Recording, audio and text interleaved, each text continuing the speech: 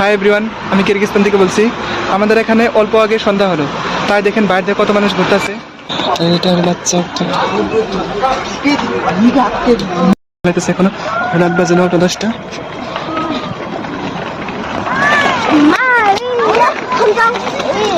এখানে অল্প আগে সন্ধ্যা হয়েছে ঠিকই, কিন্তু এখন রাত বাজে 9:30। আর আমি অ্যাকচুয়ালি বাইরে আইছি আপনার পয়সা তোলার জন্য। এখন আপনাদেরকে পয়সা তুলে দেখাবো।